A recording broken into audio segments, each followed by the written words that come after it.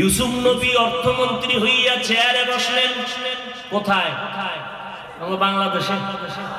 কোন দেশ? মিশর। অর্থমন্ত্রী হইয়া এবার দুর্ভিক্ষ শুরু হয়ে গেল। দেশ বিদেশ থেকে মানুষ আয় রেশন নিতে।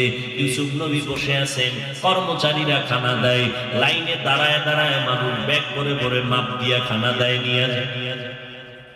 হঠাৎ ইউসুফ নবী তাকায় দেখলেন একটা যুবক, ওর হাতে কোনো ব্যাগ নাই, ও দাঁড়ায় দাঁড়ায় শুধু ইউসুফ নবীর চেহারাটা দেখতেছে। লাইনে দাঁড়ানো একজন একজন আসতেছে, ও কাছে আসতেছে, তবে ওর নজরটা খানার দিকে না, ওর নজর ইউসুফের দিকে। শানি দাকে বুয়াদ মানন্দ দিদা শুনি দাকে বুয়াদ মানন্দ দিদা তুরা দিদা ওয়া ইউসুফ রা শুনিদা। ইউসুফ রে যে দেখছে আর যে শুনছে সমান নি, কোনদিন সমান না। যুবকটা লাইনে আসতে আসতে যখন নাম ডাক পড়লো, তার সিরিয়াল সামনে কেউ নাই। এবার যুবক কিছু নিবানি কয় না, ব্যাগ কই? কয় ব্যাগ নাই। কথা তুমি দাঁড়ায় রয়েছে, এত কষ্ট, আমি একটু ইউসুফ নবীর সাথে কথা বলবো। তো ইউসুফ নবীরও নজর লাগছে না লাগে নাই? ও টার্গেটে ফিরে গেছে। এই কর্মচারী ছাড়ো, অন্য লোকগুলোরে দাও। যুবক ইউসুফ নবীর কাদের গোড়ায় মুখটা লাগাইয়া কি যেন বললেন। হঠাৎ সবাই তাকায় আছে, লাইনের মালিকগুলো খানা নিয়ে দৌড়ায়। এই ছেলেটাকে যে ইউসুফের তার ডাকাইয়া দেখা আবার কথা বলার সুযোগ পেয়ে গেল। হঠাৎ সবাই নজর করে দেখি ওই যুবকের কথা কানের মধ্যে কি বলছে জানা নাই। ইউসুফের চোখ বেয়ে বেয়ে পানিগুলো পড়া শুরু হয়ে গেল। ডাক দিয়া কয়, কর্মচারীরা আমার এই ভাইজানের কম দিবি না, যা চায় মজার মতো দিয়া দাও, ব্যাগ দিয়া প্যাকেট করে দাও, যত চায় তত দাও, যত চায় তত দাও, মেহমানদারিতে যেন কোনো দুর্বলতা না আসে। আমার আল্লাহ জানায় দিলেন ইউসুফ। মানুষের অন্তরে একটা সন্দেহ হয়ে গেল। লাইনে দাঁড়াইয়া কষ্ট করে খানা নেয় মাপ দিয়া, আর তুমি এই লোকটারে এত পরিমাণ দিলা কেন? ভেতরের রহস্যটা বলে দাও। ইউসুফ ডাক দিয়ে কয়, ভাই এই যুবকের আমি এত দিলাম কেন জানো? আমি তো সেই আমি সেই অসহায় ইউসুফ। আজকে 40 বছরের উপরে হইল বাবার চেহারা দেখতে পারি। দুনিয়াতে আসার পর যেই বছর আমি দুনিয়াতে আসছি, তার পরের বছর আমার ছোট ভাই বিনিয়ামিন জমিনের মধ্যে আসছে। আমার আম্মা জান একই বছরের আগামাথায় 2 বাচ্চা দেওয়াতে আমার আম্মা জান দুনিয়া থেকে বিদায় হয়ে গেল। মা বলিয়া ডাক দেওয়ার কেউ নাই। আব্বা জান আমারে বড় আদর করতেন, রাতের বেলা পাশে নিয়ে ঘুমাইতে। মাঝে মাঝে খালা আমারে আদর করছে, কিন্তু আমার 10 ভাইয়ের ভিতরে হিংসার জন্ম হলো, সহ্য করতে পারলো। আমার ভাইয়ার আমার বাবাকে উল্টা পাল্টা বুঝাইয়া খেলার বাহানা কইরা আমারে নিয়ে গেল। আমার বাবায় দরজা দিয়ে তাকাইয়া আছে, আমার ইউসুফেরে তোরা কই নিয়ে যাও। আমারে বাইরাই না, আমার বাবার নজরে যখন আড়াল হয় জঙ্গলে ঢুকলে, এইবার আমারে ভাইরা মারধর শুরু করলো। এক ভাই মারার পরে আর এক ভাই কয় তুই মার, এইভাবে মারতেছে আর বলে এখন তোরে কোন বাবাই ফিরাবে। আমি কান্না করে বলছি, ভাই আমার কি দোষ বলো, আমি তো তোমাদের বিরুদ্ধে কিছু বলি না। এইভাবে মারতে মারতে আমার বড় ভাই ইহুদা ও বলে আর মারিস না, সহ্য করতে পারি না। কারণ বড় ভাই ছোট ভাইয়ের প্রতি কলিজা ভাঙ্গা মোহাব্বত। এইটা যদি ছোট ভাইরা বুঝতো, কোনোদিন বড় ভাইয়ের সাথে বেয়াদবি করতো না। অনেক ফ্যামিলিতে বড় ভাই লেখাপড়া করতে পারে না, ছোট ভাইরা অনেক লেখাপড়ার সুযোগ পায়। কারণ দেখা যায় বাবা মা বুড়া হয়ে গেছে, এখন যদি বড় ভাই লেখাপড়া করে, কামাই রুজি করার কেউ নাই। বড় ভাই কয় না বাবা তুমি কষ্ট করিও না, আমি কামাই রুজি করি, লেখাপড়া বেশি করা লাগবে না, আমার ছোট ভাইরে বড়াই। এইবার বড় ভাই কামাই কইরা বাবারে খাওয়ায়, মায়েরে খাওয়ায়, ছোট ভাই লেখাপড়ার খরচ দেয়। কিন্তু নিমক হারাম ছোট ভাই লেখাপড়া কইরা চাকরি নিয়া টাকা পয়সা নিয়ে কত ঈদের আনন্দে বাড়ি যায়, মার্কেট করে, বড় ভাইয়ের খোঁজ নেয় না। ইউসুফ নবী বলতেছেন, আমার কুয়ার মধ্যে যখন ফেলে দিল, আমার শরীরের পোশাক খুলতেছে, রশি লাগাইতেছে, তখন আমার কেউ নাই, অন্ধকার কূপের ভিতরে, জঙ্গলের ভিতরে, যেই কূপের পানি বড় নাপাক, সাপ বিচ্ছুর করত। আমার ভাইয়ের আমার জামা কাপড় খুলিয়া এরপরে যখন রশিতে বেঁধে কূপের মধ্যে ফালায়, কি নিচে যাওয়ার পরে উপর দিয়া রশিটা কেটে ফেলল। ওদিকে আমার আল্লাহ ডাক দিয়ে কয়, জিবরাইল জলদি করে যাও, জান্নাতি পোশাক আমার ইউসুফের পরায় দাও, আর ওই কূপের নাপাক পানি যেন ইউসুফের গায়ে না লাগে, একটা জান্নাতি পাথর তার পায়ের নিচে ধরে দাও। ইউসুফ নবী বলে, আমি নিচে গিয়ে একটা পাথরের উপরে দাঁড়াইলাম, জান্নাতি পোশাক গায়ে পরলাম। ওখান থেকে আমার ভাইরা চলে গেল, কিন্তু কেউ আমার খবর নেয় না। অন্ধকার কূপ, কিন্তু আল্লাহর কুদরত, আমি ইউসুফের আমার মাওলা এত সৌন্দর্য দান করছি, অন্ধকার দিয়ে চলতে কোনো বাতি লাগে না, ইউসুফের চেহারায় আলোকিত হয়ে যায়। অন্ধকার খুব ভালো হয়ে গেল আমার চেহারায়, কিন্তু আমারই ফালাইয়া বাইরা চলে গেল, খবর নাই। এখন আমি কেমনি উঠবো? ওখানে বসে আছি, চোখের পানি সারি, আমার বাবায় না জানি বেহুশ হয়ে গেল। কিন্তু আমার বড় ভাই মাঝে মাঝে আইসে একটু তাকায় তাকায় খবর নেয়ার কথা বল, আমার জন্য রশি দিয়া নাস্তা দেয়, আর বলে, ভাই কাঁদিস না, আমি গোপনে আছি, ওরা যদি জানে আমার মেরে ফেলবে। কারণ আমি বড় ভাই, সহ্য করতে পারি না ছোট ভাইয়ের কষ্ট। যত দ্বন্দ্বই থাকুক না কেন রে বাবা, ছোট ভাই বড় ভাইয়ের খবর নেয় না, জিগায় না। কিন্তু যদি বড় ভাই হঠাৎ রাত্রে কাঁচা ঘুমের মধ্যে কেউ টেলিফোন করে, তোমার বাইরে চৌরাস্তা আটকাইছে, বড় ভাই ঘুম বাদ দিয়া মঞ্জুরে একটা দৌড় দেয়। বড় ভাই গিয়ে হাত বাড়ায়, কয়, খবর দাও, আমার ছোট ভাইরে মারিস না, মারলে তোরা আমাকে মার, আমার ছোট ভাইরে আঘাত করবি না, আমাকে মার, আমার ছোট ভাইরে আমি মানুষ বানাইতে কষ্ট কম করি নাই। যতই দ্বন্দ্ব থাক, তবে আমার চোখের সামনে আমার ভাইরে আঘাত করবি, মেনে নিতে পারো। ওখান থেকে ইউসুফের বিক্রি করা হলো, মিশরে পাঠায় দিল। ইউসুফ নবী চোখের পানি ছেড়ে কাঁদে, ওই বাবারে বাবা বলিয়া ডাকতে তো আর পারলাম না। আমারে মিশরের বাজারে বিক্রি করার পর গোলাম বানায় দেওয়া হলো। এক পর্যায়ে জুলাইখার অভিযোগে আমার জেলখানায় নেওয়া হলো। ওই জেলখানার থেকে আমার কেউ নাই, আমার বিরুদ্ধে অপবাদ দেওয়া হলো। জুলাইখা আমার বিরুদ্ধে তার স্বামী আজিজে মিশরের কাছে অভিযোগ দিয়েছে। ও এলাকার মুসলমান, ইউসুফ নবী চোখের পানি ছেড়ে কয়, এই যুবক, ওই সময় জুলাইখার স্বামী আমাকে বলছিল, ইউসুফ তুমি সত্যবাদী, তার সাক্ষী কি? ওই সময় একটা মহিলা কোলের মধ্যে বাচ্চা নিয়ে যাইতেছিল, আমার মাওলা আমার কলমের মধ্যে এলকা করে দিয়েছিলেন। আমি সাথে সাথে বাচ্চাটাকে ইশারা করলাম, আমি ইউসুফ সত্যবাদী না মিথ্যাবাদী, বাচ্চা তা নির্ণয় করবে। ওই বাচ্চা মায়ের কোলে থাকার পর বাচ্চা নির্ণয় করে দিল, একটা স্কেল দিয়ে দিল। বাচ্চা ডাইরেক্ট বলে না ইউসুফ ভালো, মহিলা জুলাইখা খারাপ। এইটা ডাইরেক্ট বললে বাচ্চা সন্দেহ করতে পারে। ওই বাচ্চাটা একটা স্কেল দিয়ে দিল, ইউসুফ নবীর গায়ের জামা, এই স্কেলটা দিয়ে মাপ দাও।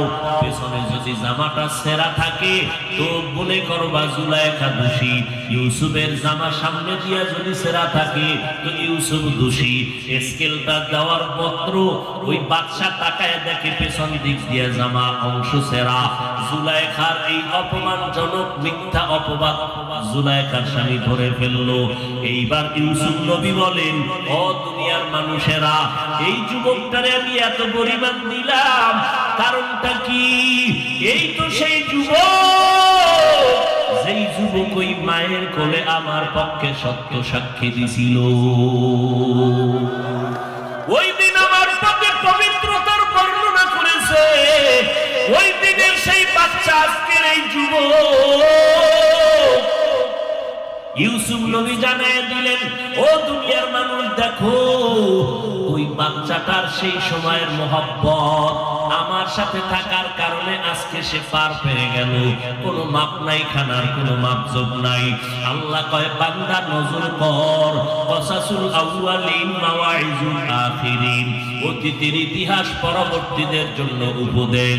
ইউসুফ নবীর সাথে সেই সময়ের মহব্বতের কারণে এখন তার প্রয়োজন মিটে গেল মাপ ছাড়া। ও দুনিয়ার মানুষ, দুনিয়াতে থাকিয়া মাকে দাও, বাবাকে দাও, মায়া মোহাব্বত স্ত্রী পরিবারের দাও, কিন্তু আসল মোহাব্বত আমি মাওলার মধ্যে যদি সীমাবদ্ধ রাখতে পারো, ইউসুফের মোহাব্বতে যদি সময় মতো মাপ ছাড়া খানা পায়, আমি মাওলার অন্তরে তো মায়া 99 গুণ বেশি। ও বান্দা, তুমি দুনিয়াতে থাকিয়া যদি আমার মহব্বত নিয়ে কবরের মৌতের বিছানায় শুয়ে যাইতে পারো, আমি আল্লাহ তোমার কবর জান্নাত বানায় দিব। হাসরের ময়দানে আমি আল্লাহ তোমাকে বিনা হিসাবে জান্নাতে পাঠায় দিব। এরে নবীর উম্মতের দল, অহংকারী অন্তর থেকে ছেড়ে দাও। হযরত আলী বলেন, এলেম পাইয়া খুশি, টাকা পেয়ে খুশি না। তার কারণ এলেমওয়ালা টাকাওয়ালার টাকা আজ আছে, কাল থাকবে না। এলেমওয়ালার এলেম বিদায় হবে না। 2 নাম্বার কারণ, টাকাওয়ালার যত টাকা বাড়ে তত দুশমন বাড়ে, এলেমওয়ালার যত এলেম বাড়ে তত বন্ধু বাড়ে। কথা ঠিক নি? টাকাওয়ালার যত টাকা বাড়ে দুশমন বাড়ে, এলেমওয়ালার যত এলেম বাড়ে বন্ধু বাড়ে। ঠিক 3 নাম্বার কারণ, টাকাওয়ালার যত বয়স বাড়ে তত সকলের ঘৃণা বেড়ে যায়, আর এলেমওয়ালার যত বয়স বাড়ে সবার মহব্বত বাড়ে।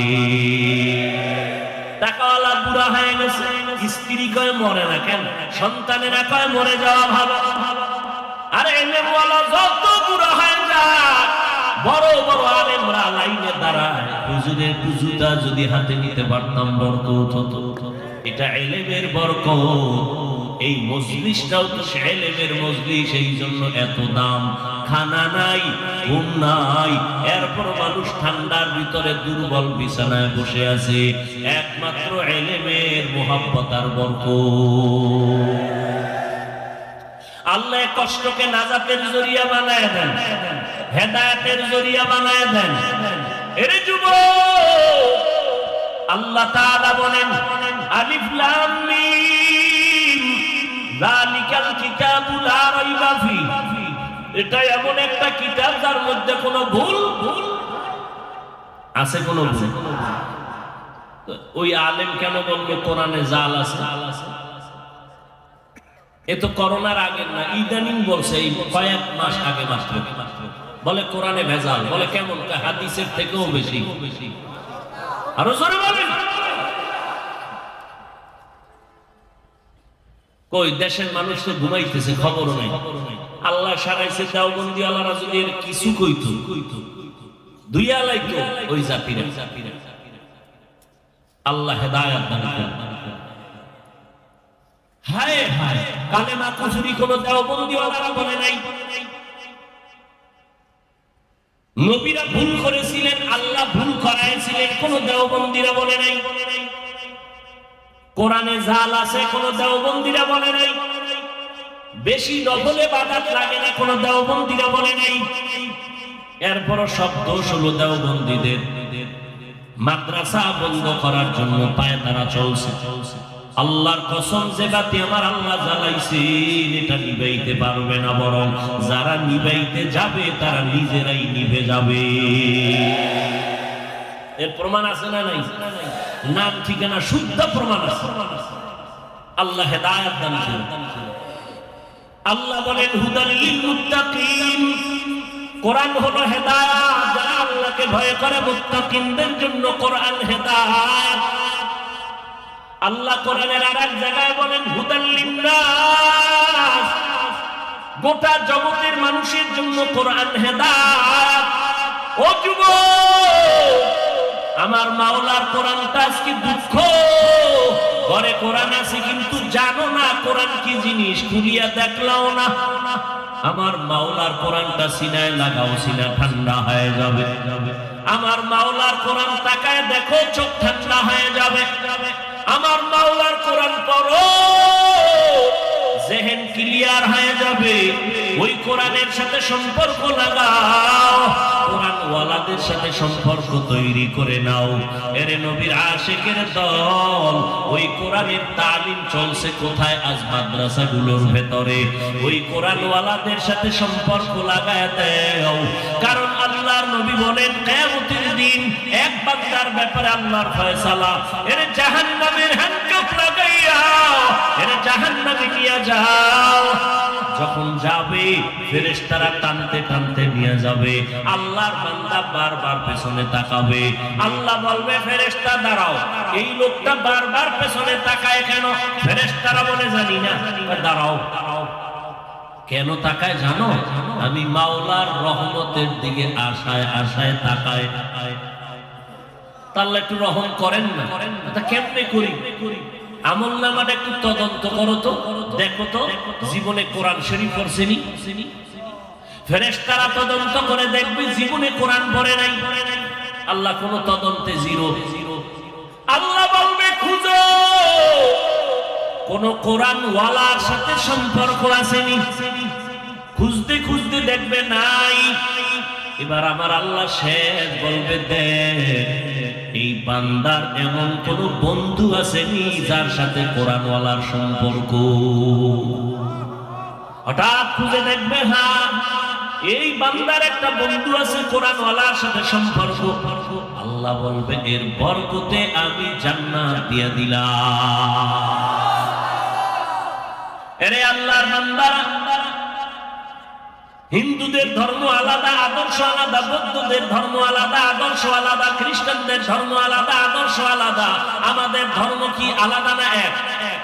আমাদের তোমার ধর্ম ইসলাম, তোমার আমার ধর্ম এক। আল্লাহ এক, কাবা এক, কোরআন এক, হাদিস এক। তোমার আমার আদর্শ তো এক হবে। তোমার পোশাক কেন আলাদা, আমার পোশাক কেন আলাদা?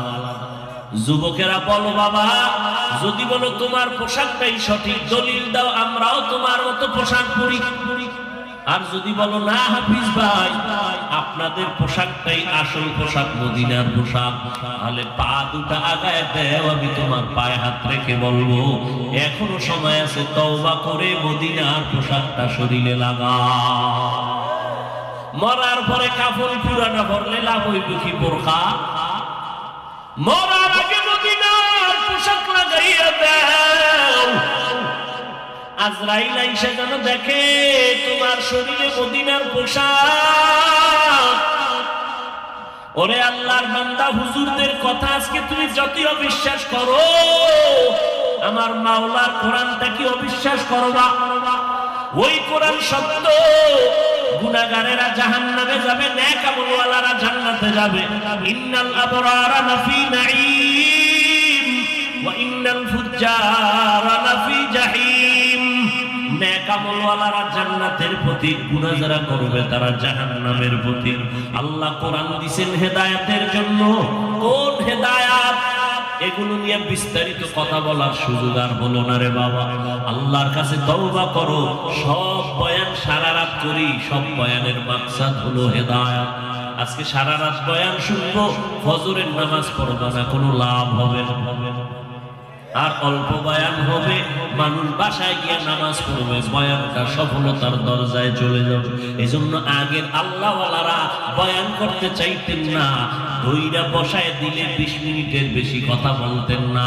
আর এমন বয়ান দিতেন 20 মিনিটে নিজেও কাঁদতেন, উম্মতেরাও কান্না করিয়া তওবা করে ঘরে যাইতেন।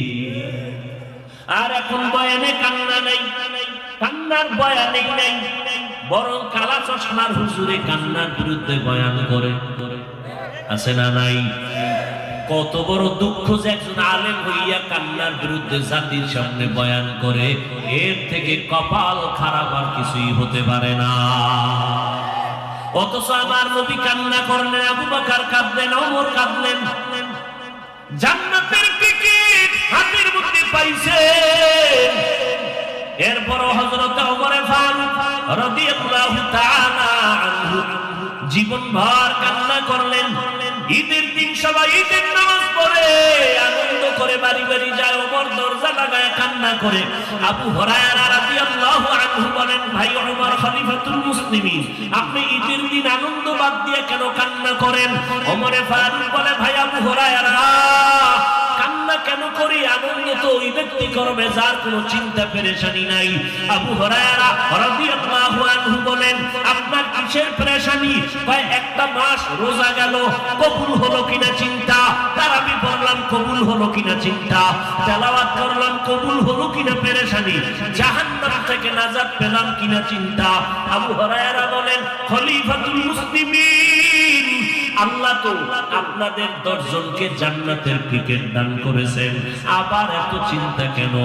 ওমর ফারুক কান্না করে বলে, ভাই, যেই আল্লাহ জান্নাতের টিকিট দান করেছে, এই আল্লাহ যদি আমার কোনো কাজে বেজার হয়, ওই টিকিট আবার ক্যান্সেল হয়ে যেতে পারে।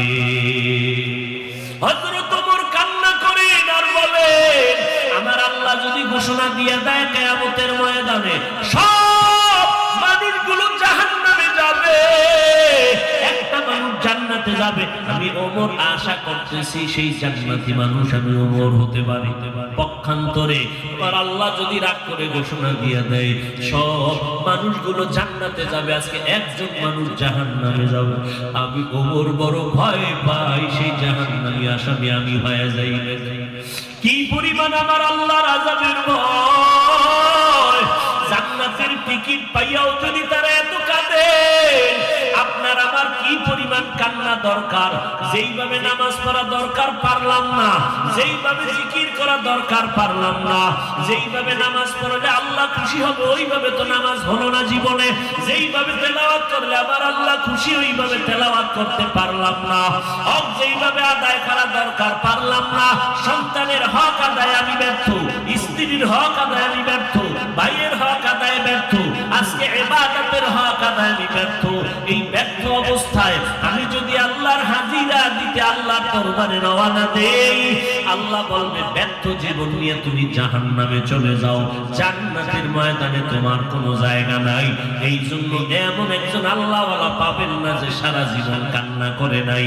এত আমলের পরও কেন কাঁদছেন? আমার আল্লাহর আযাবের ভয়। আপনার আমার কি পরিমাণ কান্না উচিত, অথচ কপাল খারাপ, নিজেও কাঁদি না, কেউ যদি কান্না করে তাও পছন্দ করি না। এরে নবীর উম্মতের দল, আমার নবীও যদি কাঁদেন কেন কান্না করবার বাবা? দুনিয়ার ঘরে আগুন লাগলে পানি ছাড়া যেমন ঠান্ডা করা যায় না, গুনার কারণে জাহান্নামের আগুন, মদিনার নবী বলেন চোখের পানি ছাড়া জাহান্নামের আগুন ঠান্ডা হবে না। আল্লাহর কাছে তওবা করো রে বাবা। এখনো যারা মাওলার কোরআনটা চোখ দিয়ে তাকাইয়া দেখতে পারো না, এই যুবক, এখনো কোরআনটা পড়তে পারো না রে বাবা, অনুরোধ করি তওবা করো। এশার নামাজের পরে অথবা ফজরের নামাজের পরে 1 ঘন্টা সময় কোন আলেম বা মুয়াজ্জিনের পেছনে দিয়ে কোরআনটা শিখে নাও। 2-3 মাসে কোরআনটা শিখা সহজ হয়ে যাবে।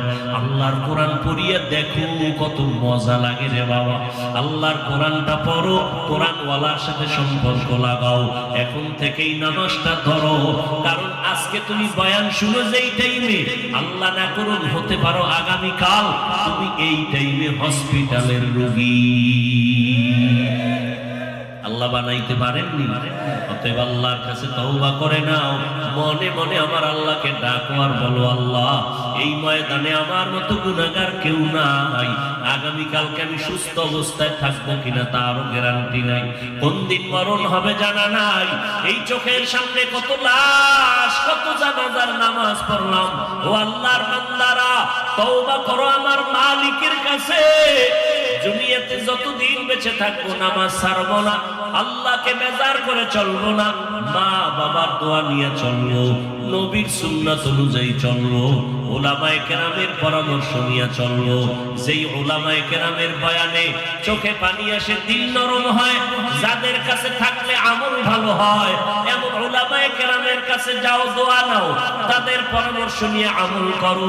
মরিয়া গেলে আর নামাজ ছাড়িও না রে যুবক। তোমার মতো বান্দা চাকরি করে, ব্যবসা করে, লেখাপড়া করে, নামাজ ছাড়ে না, ডাক্তারি পড়ো, ইঞ্জিনিয়ারিং পড়ো, প্রফেসর হও, আলহামদুলিল্লাহ। তবে 5 বেলার নামাজ পড়ো, নবীর তরিকা মেনে চলো, হালাল ভাবে জীবন উপার্জন করো, রুজি উপার্জন করো, উলামায়ে কেরামের দোয়া নিয়ে, মা বাবার দোয়া নিয়ে চলো। দেশ ও জাতির বিরুদ্ধে ষড়যন্ত্রের কাজে লাগিও না রে বাবা। সবার কপালে তওবা নসিব হবে না। 13টা বছর আমার নবীকে দেখলো, বয়ান শুনবার পর নসিবে কালেমা জুটলো না, সে আবু জাহালের। এই জমিনে কিছু শক্ত অন্তরওয়ালা থাকবে, কোন বয়ানে তাদের দিলটা নরম হবে না। ও আল্লাহর বান্দারা, তবে 2-1 যদি আল্লাহর গোলাম দিল নরম করে, তওবা করে আমার আল্লাহকে ডাক দেয়, হে মালিক গুনাহ করে ফেলছি, আমার গুনার খবর আমার মা বাবা ভাই বোন জানলে কেউ আমারে জায়গা দিত না। ও আল্লাহ, আপনি জানার পরে রাগ করিয়া পানি খানা বন্ধ করেন নাই। আজকে তওবা করে নিলাম, আর গুনাহ করব না, নামাজ ছাড়ব না। তওবার নিয়ত করে আমার আল্লাহকে বলো, আমার আল্লাহ রহমতের দরজা দিয়া তোমার তওবা কবুল করে নিবেন। আল্লাহ কুদরতের নজর দিয়া দেখেন এই ময়দানে কত গুনাহগার। আয় আল্লাহ, আমরা তওবার নিয়ত করেছি, এই নিয়তের মধ্যে বরকত বাড়ায়া দেন। যতদিন বেঁচে থাকবো গুনাহ করব না, আর নামাজ ছাড়ব না, বেপরদায় চলব না। আল্লাহ আমাদের সবাইকে তওবাওয়ালা জিন্দেগির উপরে চলার তৌফিক দান করেন, আমিন।